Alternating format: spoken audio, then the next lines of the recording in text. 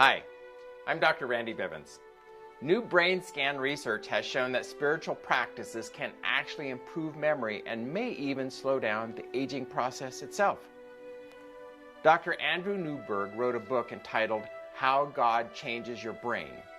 Through extensive research and brain scans, he shows that spiritual practices are inherently good for our bodies, especially our brains. According to Newberg, both meditation and prayer play significant roles in strengthening important circuits in our brains, which make us more socially aware and alert, while reducing anxiety, depression, and neurological stress. Consider this. In our goal to live longer, does trust in divine power play a role? In a study entitled Religious Involvement and U.S. Adult Mortality, it was found that people who never attended religious activities exhibited close to 2 times the risk of death compared with those attending religious activities more than once a week. This amounts to a 7-year difference in life expectancy.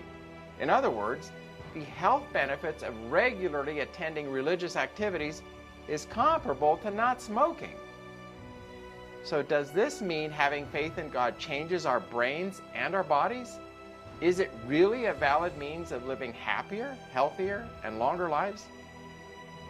Well, for starters, different studies have shown a connection between a lack of religious service attendance and the likelihood of having respiratory disease, infectious disease, or diabetes. The health risks extend so far as having high blood pressure, depression, suicide, lung cancer, coronary heart disease, chronic obstructive lung disease, and hospital admissions. It is also more likely to become physically disabled and suffer from weaker immune systems.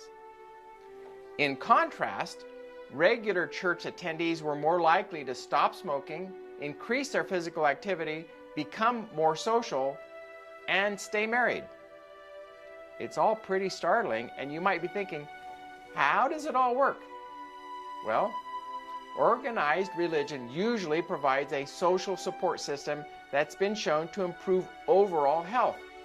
In a study of cardiac surgery patients, people with low social support who did not depend on the religious faith for strength had a mortality rate that was 12 times higher than people who did have a strong religious support network to rely on. Many hear this and think, well, then it's the social support that boosts health, not God. It's a question that's been asked often enough that a study was conducted to examine it. The study followed 22 kibbutzim, which are essentially collective Jewish farming communities. For 16 years, the study compared 11 religious kibbutzim in Israel with 11 secular kibbutzim. The study carefully matched them to make them as statistically similar as possible. Yet, despite their statistical similarities, the results were striking.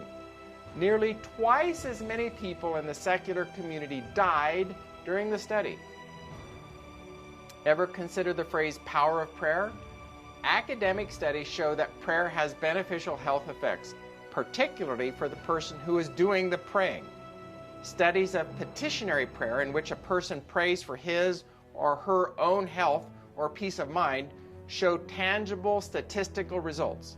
Science backs up the benefit of praying for your own health, especially when it comes to mental health like clinical depression. So, does God change our brains? Or as our Creator, does God know what makes us the most healthy? I believe that God wants to be in a relationship with us. When we allow Him into our lives, our brains are turned on, our bodies are made more efficient, our immune systems are strengthened, thinking becomes clearer, and, well, we feel great. In our goal to live longer, healthier lives, being rooted firmly in God and fellowshipping with like-minded believers has been shown to be one of the most effective strategies. My suggestion? Consider stepping into your local church this weekend. It wouldn't hurt.